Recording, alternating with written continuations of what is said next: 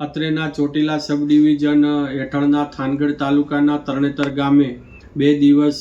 અગાઉ 6 ઈસમોએ લકી ડ્રોનું આયોજન કરવામાં આવેલું હતું. ધ લોટરીઝ રેગ્યુલેશન એક્ટ 1998 મુજબ ગુજરાતની અંદર આવા લોટ કરવા, ડ્રો કરવા, લકી ડ્રો કરવા જેવી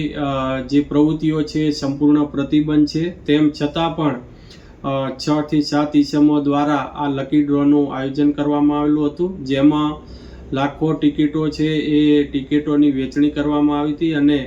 કરોડો રૂપિયા છે ઉઘરાવવામાં આવેલા હતા. જેથી જે લકી ડ્રોનું જે આયોજન કરવામાં આવેલું હતું ત્યાં ખૂબ જ મોટા પ્રમાણની અંદર લોકોના ટોળા ભેગા થયેલા હતા અને લકી ડ્રો ન થઈ શકવાના કારણે ત્યાં અફડાતફડી મચી ગઈ હતી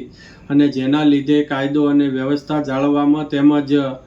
સુલેહ શાંતિમાં ભંગ તેમજ ખલેલ પહોંચાડવામાં આવેલો હતો. જેથી કરીને આ જે લકી ડ્રો કરાવનાર ઈસમો છે, હીરાભાઈ જે ગ્રામભળિયા રહે નાના માત્રા તાલુકો વિંછિયા, લગધીરભાઈ કે કારોલિયા રહે કાનપર તાલુકો થાનગઢ, સુરેશભાઈ આર ઝરવરિયા નવાગામ તાલુકો ચોટીલા, મોરાભાઈ એસ ડાભી ચિત્રાખાડા તાલુકો વાંકાનેર, નરસિંહભાઈ ડી સોલંકી વિજળિયા તાલુકો થાનગઢ અને રમેશભાઈ સી જેજેરિયા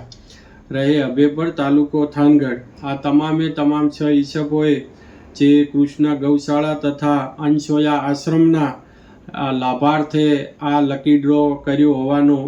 વિગતો સામે આવી છે. જેથી આ તમામે તમામ ઈસમોએ lottery regulation act 1998, the prize chits and money circulation banning act 1977 તેમજ ભારતીય નાગરિક સુરક્ષા સંહિતા ની કલમ 126 મુજબના ગેરકાયદેસર કૃત્યો કરેલા હોય ભવિષ્યમાં આવી કોઈ પણ આ હુકુમતની અંદર આ વિસ્તારની અંદર કોઈ આવી પ્રવૃત્તિઓ ન કરે જે અટકાવવું ખૂબ જ જરૂરી હોય. જેથી કરીને આજે ઉક્ત